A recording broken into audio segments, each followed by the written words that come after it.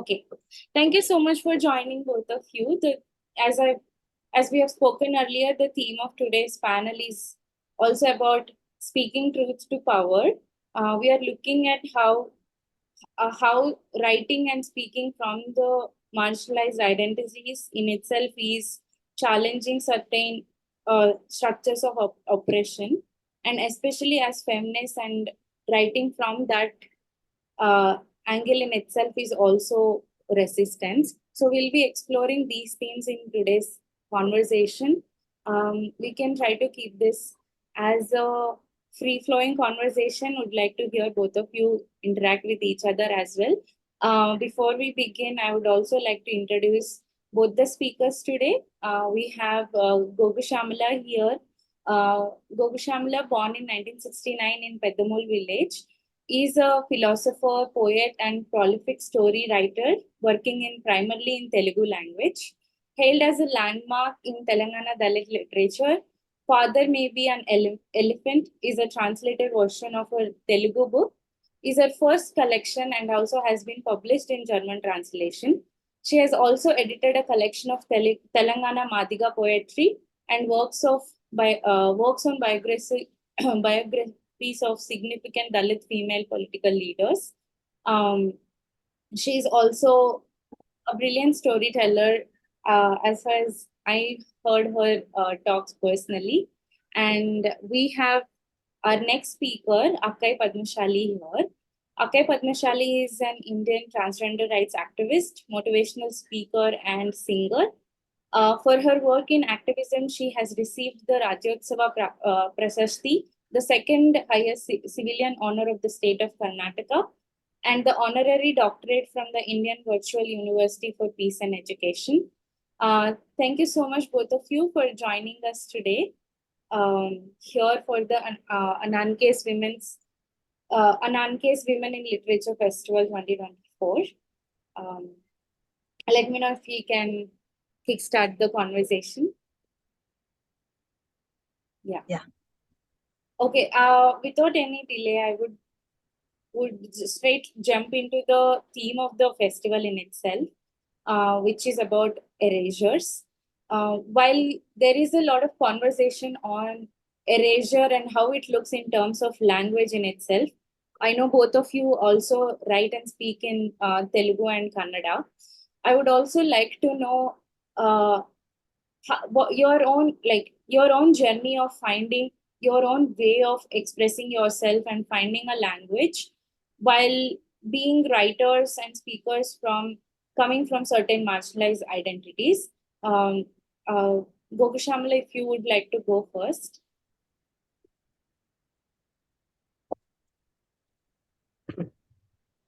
Thank you, Divya. First and foremost, I would like to say congratulations to this event.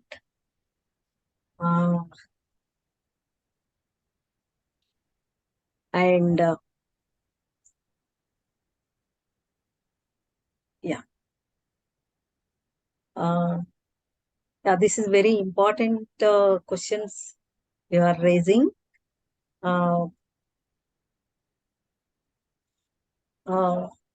Erasures of voices, erasures of perceptions. Can we say perceptions? In India, there is a beautiful diversity we have in India. So, personally, I am thinking the Dalit literature, Dalit voices, it means anti-caste voices. Yeah.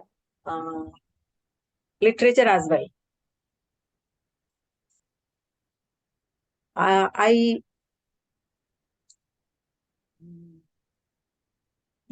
felt about my literature, my voice, my stories needs to Indian literature, because as you said in questions, the arisers, some also it's mainstream voices.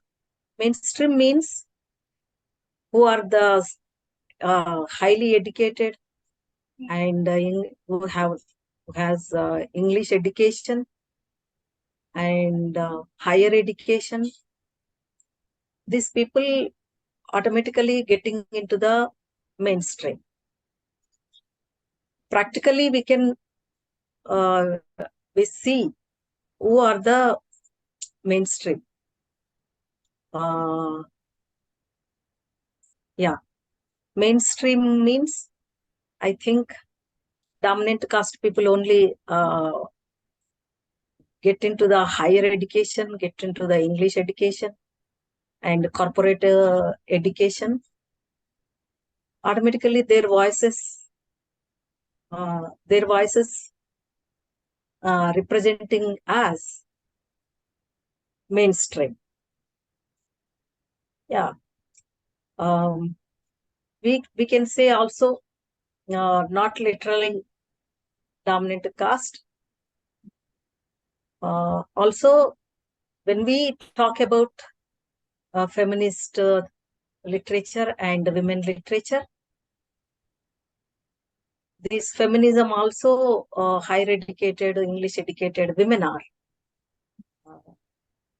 raising voices as feminists, part of feminist theory, feminist voices. Yeah, they can say themselves as they're defining feminists. They have been writing voices, writing literature against patriarchy. Yeah, in Indian society, there is no patriarchy without caste system. Patriarchy is a continuation of caste system. These women voices also who are in the mainstream, it's also dominant caste women. They writing, they're giving voices, they're representing India, they're representing like Indian women literature.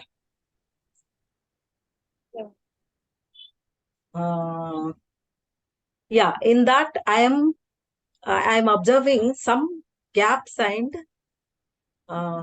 this ariser is a new word for me. Before I am using this gaps and filling the gaps between anti-caste, fill in the blanks between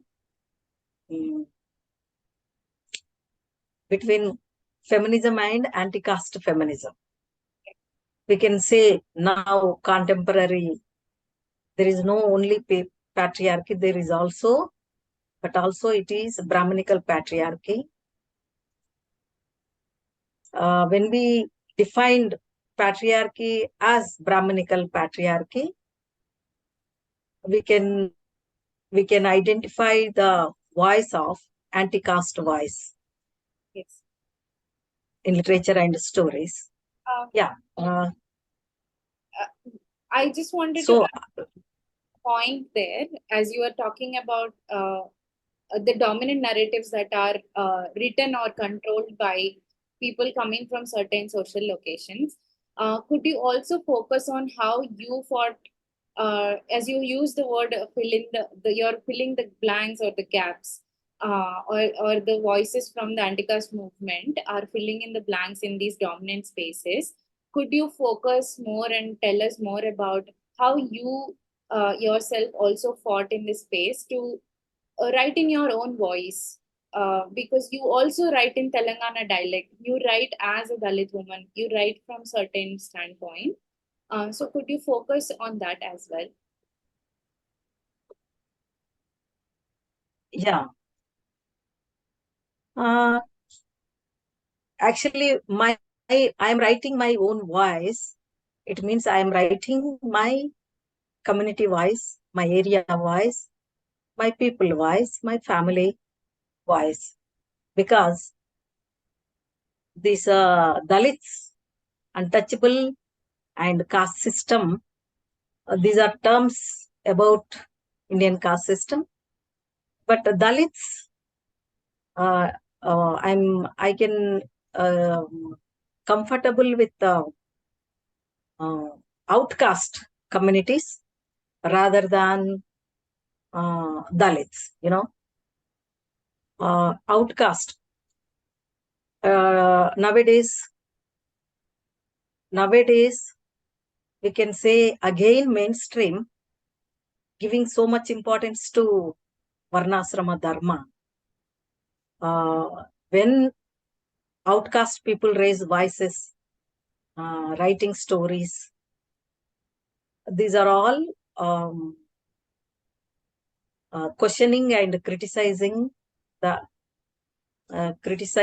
Varnasrama Dharma and caste system. My stories, writing my village stories and my community stories, my Telangana also. My literally it's my childhood stories. When I thinking, it's also question of consciousness. It's also question of consciousness. I'm able to understand what is the gaps in the literature. Who are the representing whole India? There is missing anti-caste voices. They're missing also Brahmanical patriarchy, anti-Brahmanical patriarchy voices. So I wrote skill of Dalit women, their knowledge, their history, their culture, their food culture, working culture, and it's all part of productive life, productive means it's agriculture. We are saying only agricultural laborer, but they have knowledge as agriculturists. They have scientific knowledge about production. This mainstream, so-called mainstream, they are always missing this productive knowledge and productive scientific knowledge. Because I wrote stories, their knowledge. My stories also, there is not just beliefs. There is production knowledge, and they have so much confidence because they are cultivating food grains and also food knowledge and cultivation, festivals, harvesting festivals. These are all. It's important. I can say it's very important because today market is take over the knowledge of women, take over the agricultural knowledge, agricultural consent.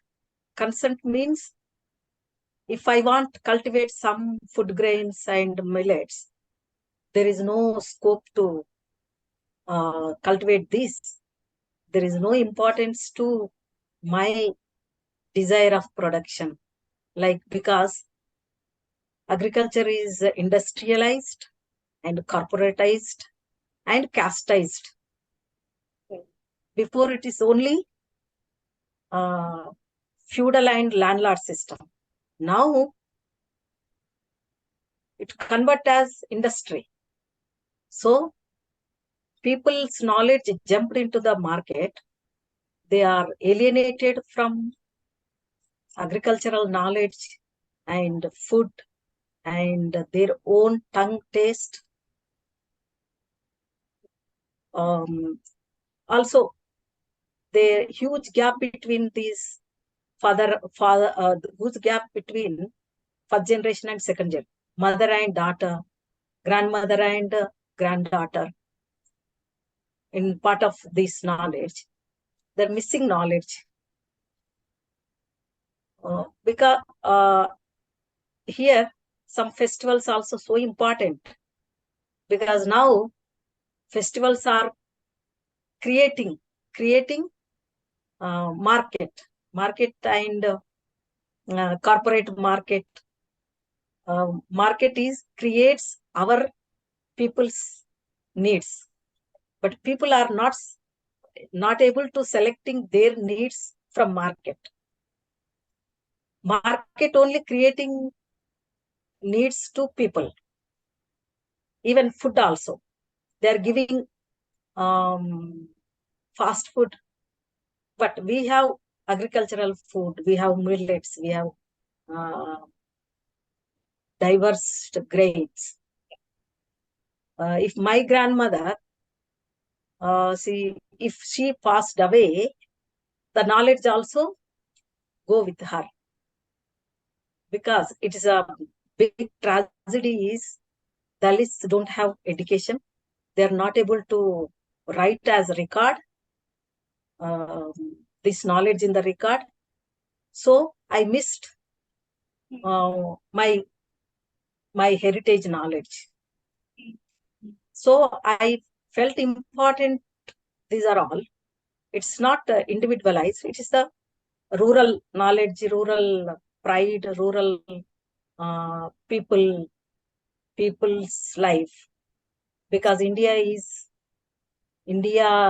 Telugu we have beautiful metaphor. పల్లెలు ఈ దేశానికి పట్టుకొమ్మలు. Yeah, but what is the situation of Pallelu? Palle means village. What is the situation of today? We are missing all these culture, festivals, food, all. We are depending totally on the market, just depending. We don't have the consent and decision making. That is the tragedy of people. I can say Dalits are primary cultivators and Adivasis also cultivators. And in Telangana we have Sabbanda Jatulu. Sabbanda Jatulu means Pata Mata, Pata Pani Pata communities. Pani chestu, while doing work, they are singing songs. This is the culture. So I felt my stories are described these all lives of Dalits villages and yes. Thank you so much for sharing that, and the power in it in writing these stories and making them visualize for the rest of us in itself is, I see it as resistance. That leads to my question to Akkai.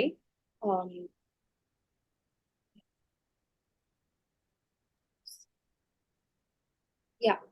Akkai, I have a similar question to you as well. Like, especially when it comes to your writing, it has opened up areas of experience that are considered a taboo and are often like marginalized when it comes to, like, even now not talking about the violence of even the relationship between trans and queer relationships, or even the writing that comes from queer people and trans people in the mainstream space especially. So would like to know how writing has been for you. Like, do you see the act of writing in itself as a political act, or how does it been for you being a storyteller? Yeah, I totally endorse what Ms. Shamla has just expressed her point of view. I think this whole society is so mixed of all sorts of taboos, all sorts of the stereotypical thinking process. And we are also living in a society which is something called a majoritarian, from the context of cis-born man, cis-born women. Okay, they are deciding for minorities, and which I'm not for. I think my name is Akkai Padmashali. I'm from Bangalore. I am a Kannadati. I speak Kannada language as well as English, and I'm a 10th standard mathematics failed person. I was into sex work and begging profession for 4 years, and which is something called so-called the social taboo that was existing and still existing for the transgender community. And I don't want to use trans persons, because trans is something that it is bifurcating the whole identity itself. If you want to pronounce proper, it is something called a transgender woman, transgender man. You get it? Yeah, the queer is also something called, in the working class, non-English speaking background sexual minorities. We use, if you want to fashionably use this terminology called LGBTQI plus, and I'm not for it. But I want to also bring up the cultural traditional identities which are existing in across the South Asian countries, and especially India, and especially the south part of India. I would want to refer here. It's something called the Jogapa, the Marladi, the Shiv Shakti, the Dokta, the Akwa, the Nirvan, the Satla, the Pantisatla. So these are all the identities for traditionally culturally accepted, you know socially not accepted.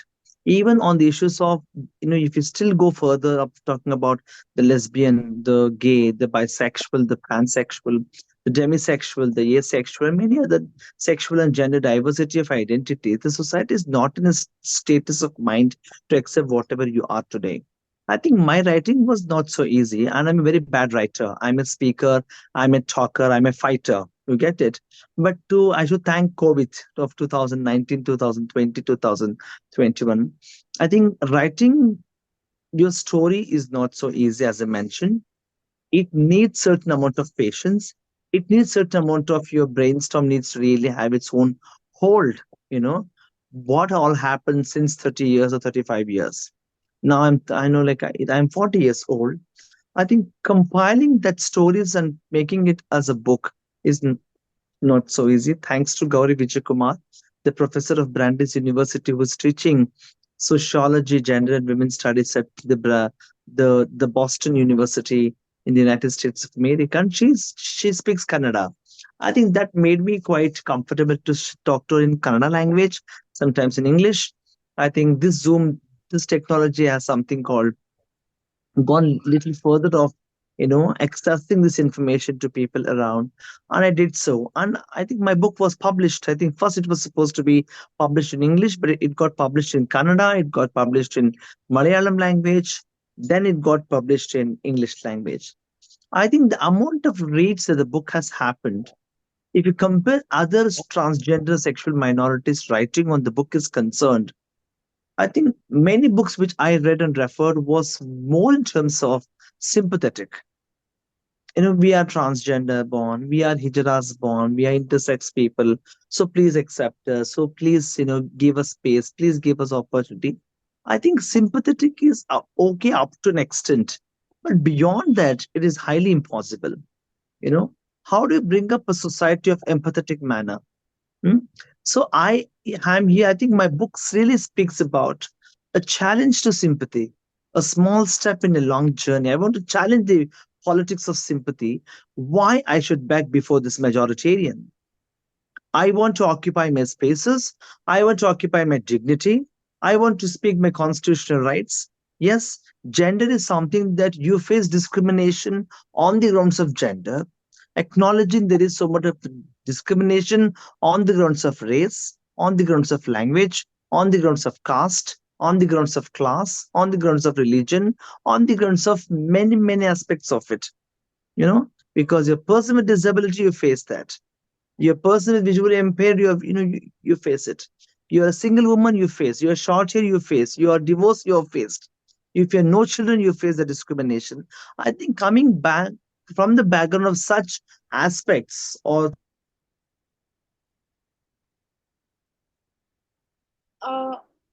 Okay, your voice has gone mute. Her Hello. voice.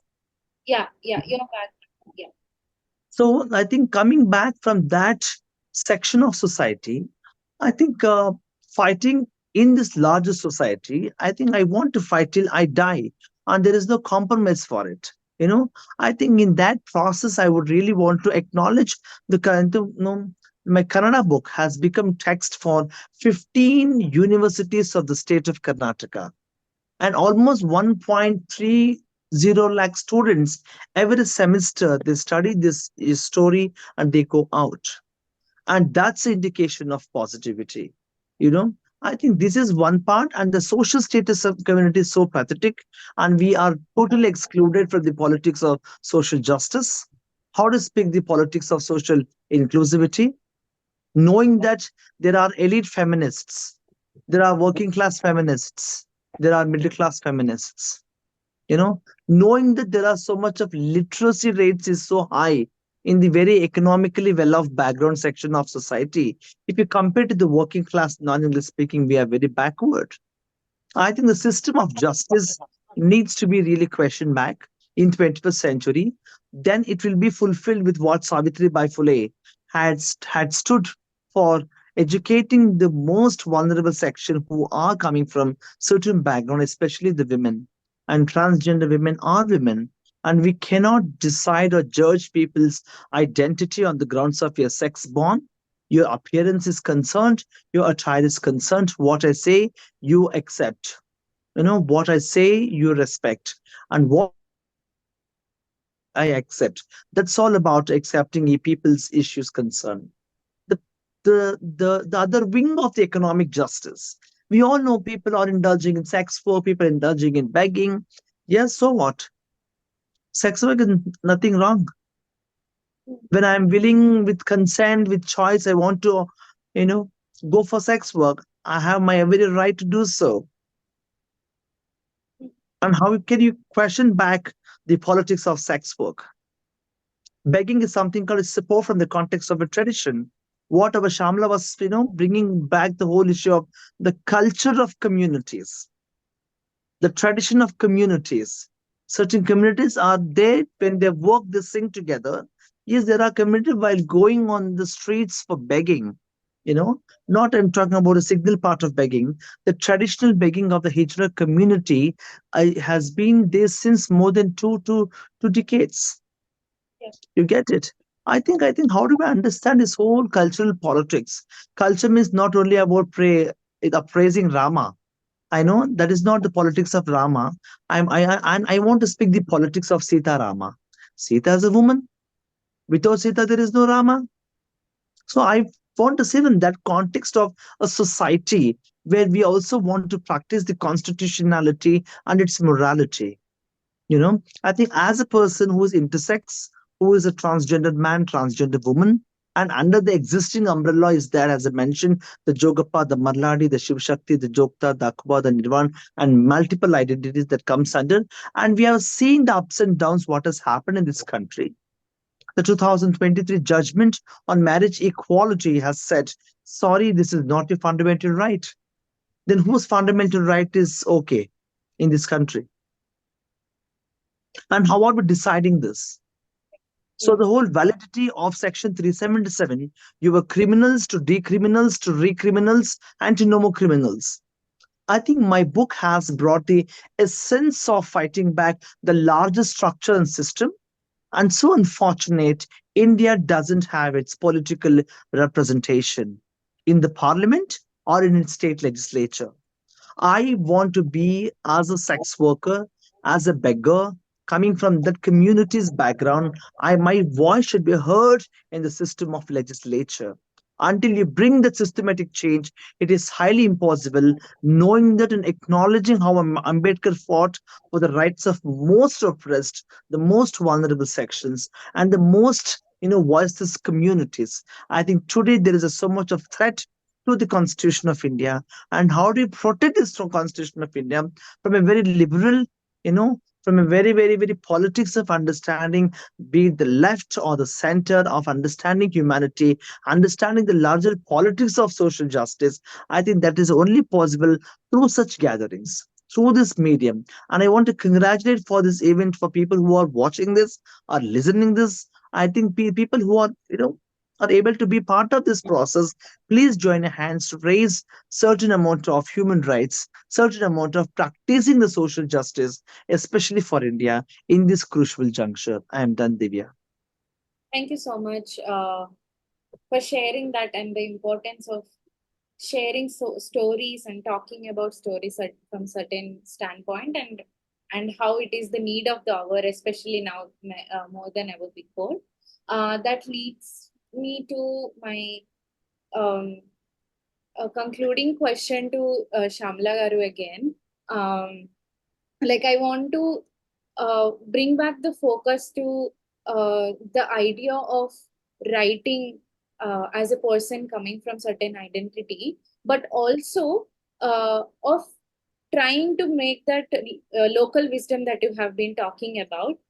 You have also made it accessible to everyone else by translating it, or by compiling the works of, say you have put together a poetry collection of Madhika community together, or you have put together certain short stories that are so unconventional in a way that they almost transform the feminist literature that is quote unquote mainstream.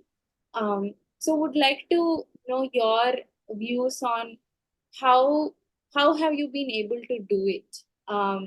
Like I see that there is power in that, putting your story forward, but would like to know your perspective on how did you find that courage to do it? How did you feel while doing that? Yeah. Thank you, Divya, for this important question. Actually, I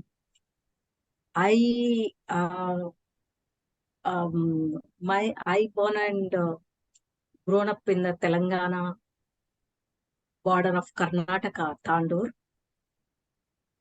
But luckily, I have a chance to roaming all two states, Telangana and Andhra, as a Dalit activist and Ambedkarite and progressive writer.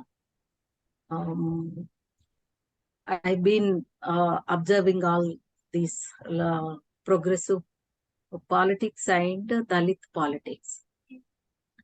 So, from all of this, I study my focus on Dalit literature in 19 to 2000. 1999 to 2000. In Telugu states, there is stream of literature, anti-caste literature, we call it Dalit literature, and also another stream of feminist literature. As a Dalit woman writer, I am a middle of these two streams. One side is Dalit literature, means it's so many men-only writings. Here is non-Dalit women are they are leading stream of feminism. So I started to search literature of Dalit women in colonial period. From the colonial period, this inspiration gives me Dalit movement, which is located in Karamchedu, Ongolu district. Yeah. I am studying in intermediate first year that time. So it's happened in Karamchedu. As a student, so many students are gathered one place and protest against this Karamchedu massacre. Yeah, we surprised that we have so many movements, anti-class, anti-feudal, class movements and anti-feudal movements, land struggles, and world famous movement, Telangana arms struggle. In all these, I searched Dalit women literature. Dalit women means not just Madiga Right. Dalit women means 59 communities are there. This Mala Madiga is these upper layer communities. But other communities, 57 communities. So I obviously these upper layer communities within Dalits, upper layer communities, Mala Madiga is getting education well, and they got reservation jobs. They participated in specifically Dalit movements, Adi Hindu movement, even before Ambedkar, before independence. Yeah, this rich history we have. I compiled in 2000, compiled and published 2003. It's called Nallapoddu. Nallapoddu means Black Dawn. Nallapoddu ante it's a politics of title. It politics is there. Naming and title, black, like that. 53 Dalit women I traced.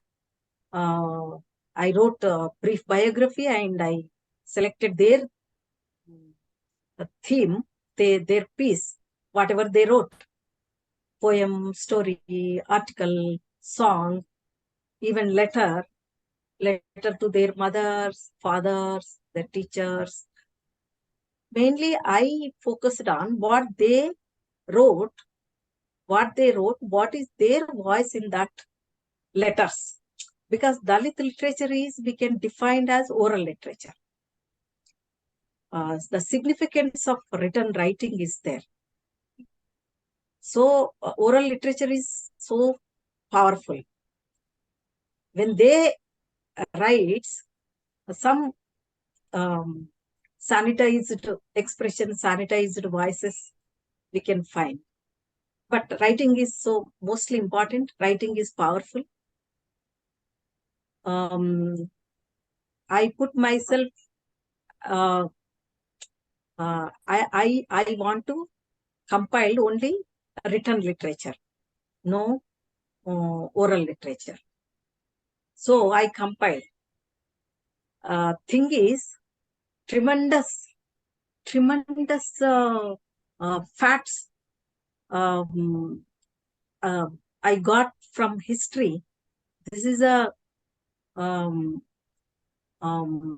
Dalit women got education like work, because they have there is no culture to inside home. Gruhini, the Gruhini concept is not applicable for Dalit women. Dalit women always works outside in the fields and with the animals, with the land.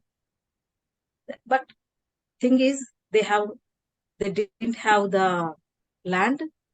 They didn't have the ownership on Dalits. But they engagement with land in village. So this culture, working culture, it's a part of, they got education, part of working culture.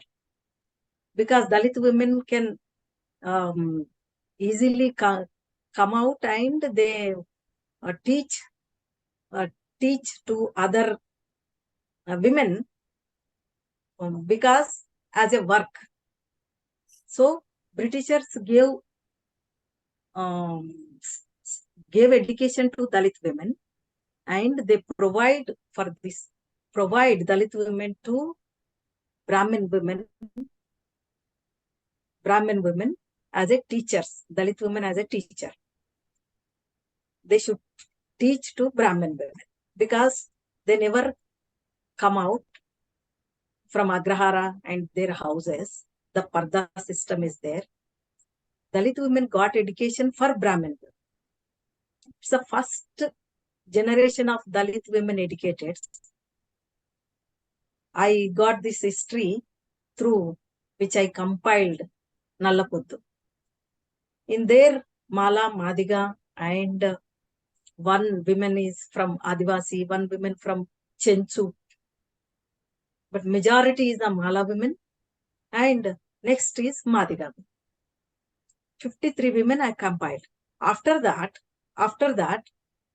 we have beautiful communities with their production, with the culture, but there is no education, there is no literature, written literature. I found this is the first step to preserve the history to other communities like Padmashali, Potter community, Five Metal community. Five Metal means Panchadayam.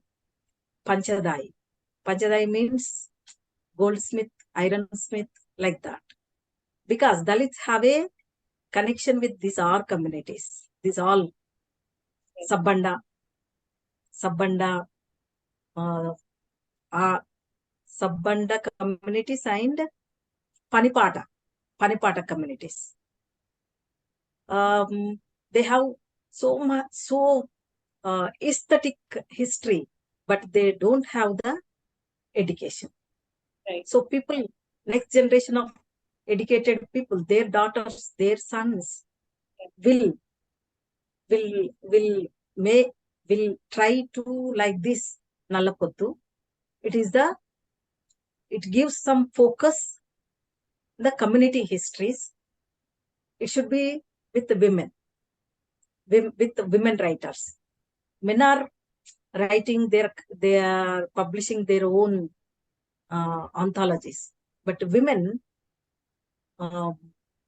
they don't have the scope in newspapers and all newspapers, mainstream periodicals, all that, because these women wrote about even God. These women writes different God. If these women write children of birth, she wrote plenty of knowledge about children birth and these 9 months period of baby. They have so much knowledge. If they start right, their rights give these kind of knowledge. If they write Purana, they can write Dalit Purana, not Mahabharata, Ramayana, all that. Even today, this Mala Madiga communities history, one another community preserve their history. Dakkali, Madiga Jangalu, Pambala. These communities preserves Mala Madiga's history. This is something other world of history and knowledge. When Dalits enters the mainstream, Dalits also alienated from their own community culture. Yeah, that's why after Nallapottu, all regions, all Dalit communities, I compiled in one place, Nallapottu. But I want to focus on other communities. So I did my focus on Madiga women writings. Whoever non-Madigas, non-Dalits, even Brahmin can write. They should write about Madiga. Madiga is not just Madiga. Madiga is satellite communities are there. That's why this Nallaregati Sallu, story from scavenging, story from Bainla means priesthood community, story from Talapatra Grandhala preserved community, farm leaves preserved, writers and preserves communities, and Budaga Jangal. They have so many musical instruments. This is, I want to focus on all these through women literature. So I compiled the Nallaregati Sallu. And I focus my writing on women politician. She's Sadalakshmi. She is a first cabinet minister in first assembly.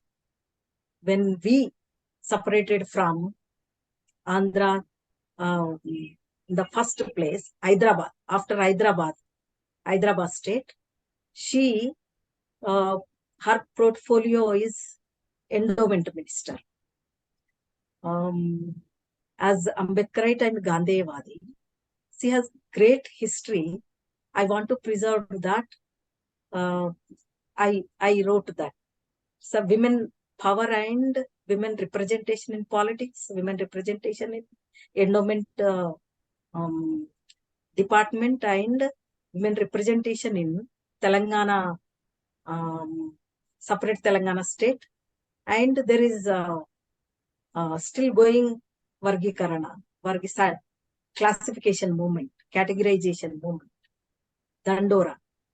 Her engagement with all these movements, yeah, this is something. She's great legend for communities.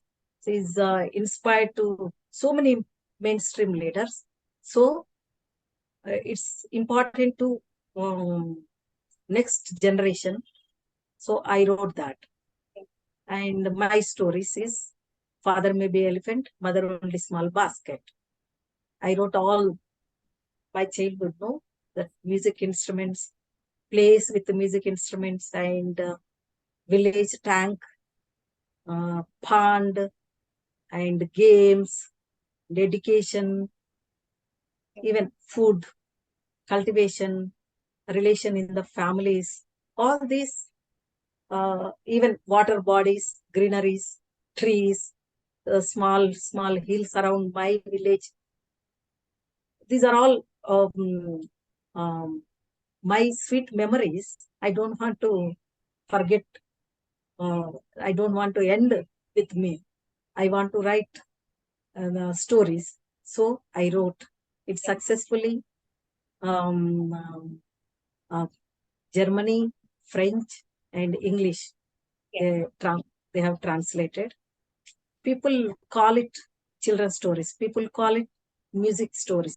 People call it environmental stories. People call it water stories. People call it love stories. Yeah, these are all mixed with